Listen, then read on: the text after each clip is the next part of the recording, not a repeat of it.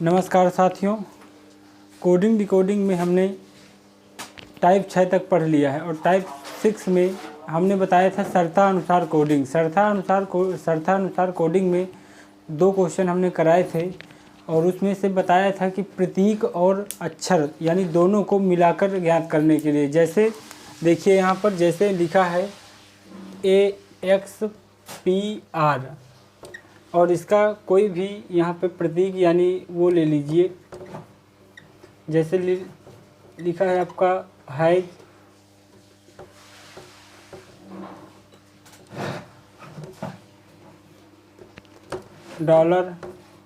$प्रतिशत, ये आपका, तो ये हमने नेक्स्ट वीडियो में आपको बता दिया था। तो आज हम इसी के आगे चलते हैं टाइप नंबर 7 और 7 में टाइप नंबर 7 में यानी बाइनरी कोडिंग।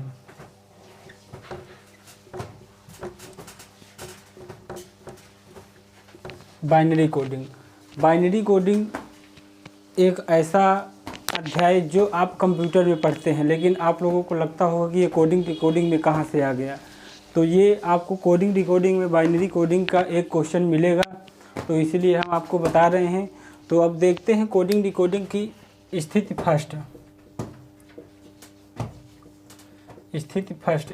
फर्स्ट में आपको कह रहा है डेसिमल से बाइनरी में परिवर्तित करना। स्थिति फर्स्ट कहता है डेसिमल से बाइनरी में परिवर्तित करना। तो क्या होता है डेसिमल?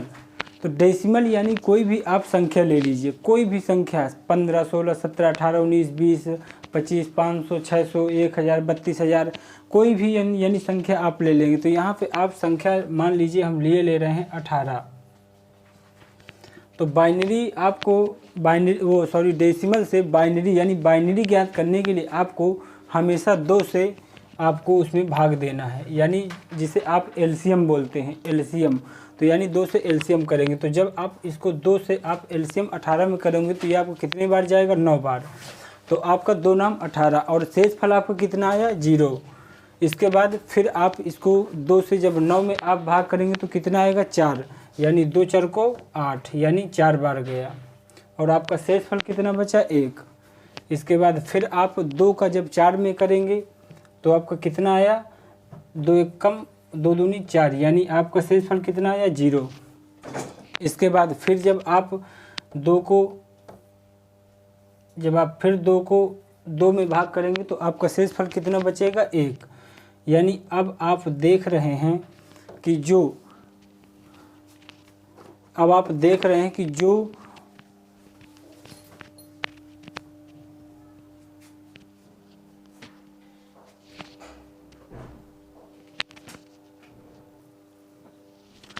तो आप देख रहे हैं कि इसका जो एलसीएम लिया तो हमने इसका एलसीएम ये निकल रहा है और इसकी जो बाइनरी यानी कह रहा है डेसिमल को बाइनरी में परिवर्तित करना।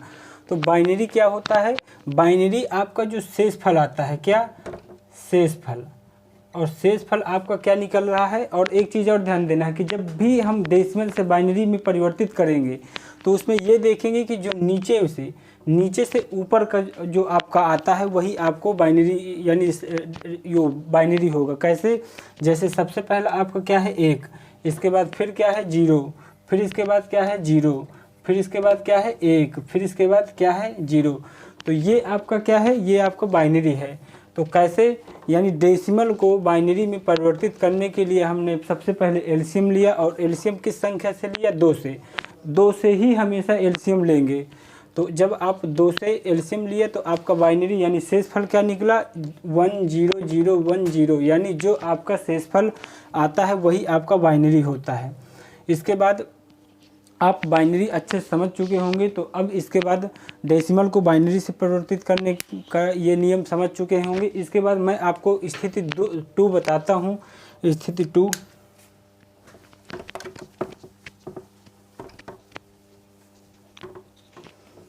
स्थिति 2 बाइनरी से डेसिमल में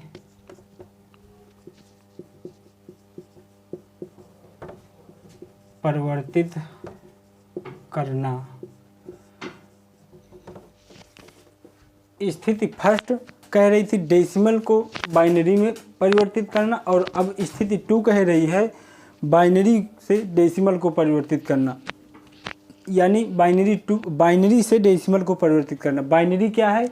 बाइनरी मैंने अभी बताया कि जो शेषफल है, यानी जो शेषफल आपका क्या आया था, जो आपका 0 1 0 0 0 1 0, ये जो आपका आया था ये, तो मैं यहाँ कोई भी बाइनरी संख्या ले लेता हूँ, कोई भी अंक ले लेता हूँ, कोई ज़रूरी नहीं है कि कौन सा लिया जाए।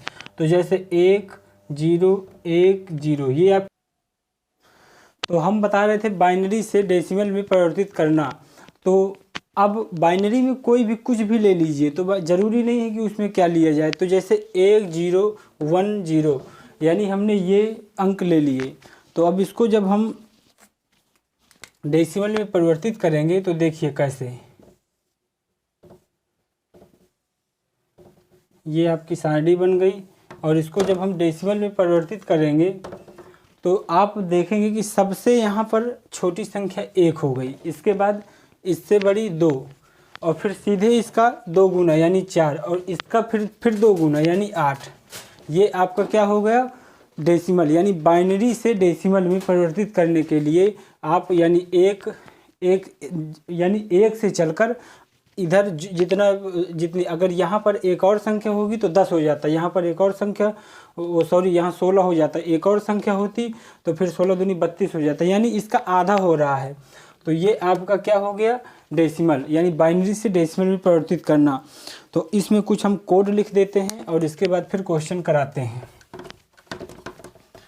तो कोड देखिए, और ज़रूरी नहीं है कि यही कोड आपको आपके एग्ज़ाम में दिया जो मैंने अभी बताया है, तो ज़रूरी नहीं है कि यही कोड होगा। कोड जैसे आप सबसे पहले 0 का, और 0 का कोड आपका होता है @.com, यानी @। इसके बाद 1 का होता है आपका $, इसके बाद फिर 2। अब देखिए जैसे ही 2 का आया तो अब यहाँ से आपका ये दोनों का मिश्रण होने लगा, यानी अल्फ़ा @। इसके बाद 3 का क्या होगा? यानी डबल अल्फ़ा, यानी यहाँ से देखिए ज्वाइनिंग होने लगी।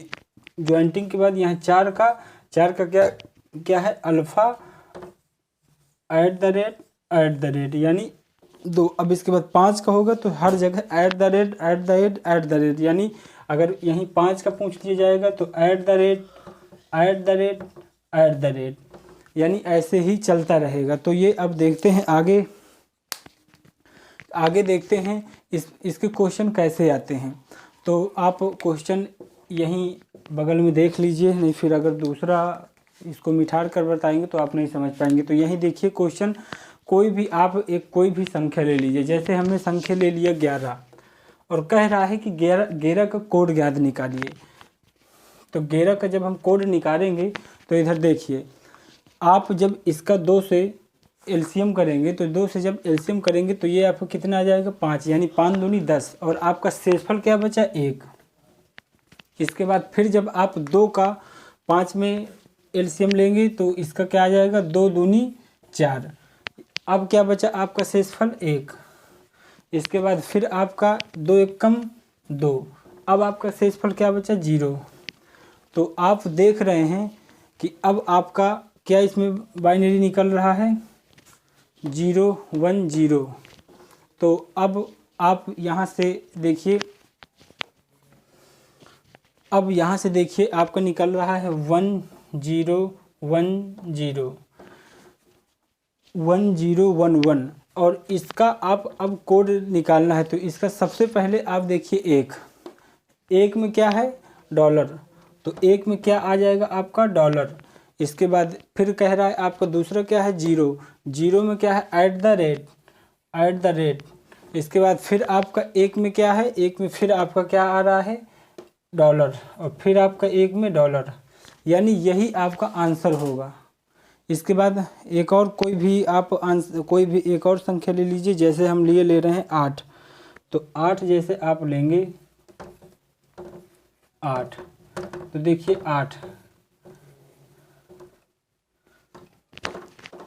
8 जैसे इसका आप करेंगे तो 2 4 को 8, यानी शेषफल क्या आएगा 0। फिर आप 2 से यहाँ 2 से करेंगे तो आपका कितना आएगा, 2 दूनी 4, फिर क्या शेषफल 0। इसके बाद फिर आप 2 से करेंगे तो अब आपका क्या आएगा, यानी फिर शेषफल क्या आपका आ रहा है 0। अब इसके बाद अंत में आपका 2 1 कम 2, यानी क्या आएगा 1। तो अब आप यहाँ देख रहे हैं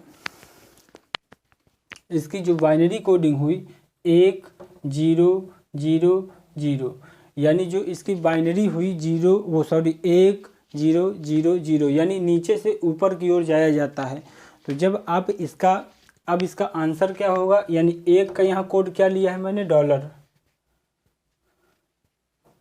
सॉरी हाँ 1 का कोड मैंने क्या लिया है $, और 0 का कोड मैंने क्या लिया है @, फिर 0 का कोड क्या है @, फिर 0 का कोड क्या है @, यानी आप देख सकते हैं। और ऐसे ही आपके क्वेश्चन मिलेंगे पेपर एग्ज़ाम में। तो यहीं से आपकी कोडिंग डिकोडिंग ख़त्म हुई, और नेक्स्ट वीडियो में हम आपको कल से क्लॉक यानी घड़ी पढ़ाएंगे और देखेंगे कि क्या होता है घड़ी, उसके बारे में सही से पूरी। और जो ये कोडिंग डिकोडिंग का आपका प्रैक्टिस है, तो इसको हम जब आपकी रीजनिंग निपट जाएगी, काफ़ी क्वेश्चन जब इसमें काफ़ी चैप्टर ख़त्म हो जाएंगे, तो इसके बाद इसका बारीकी से प्रैक्टिस भी कराएंगे।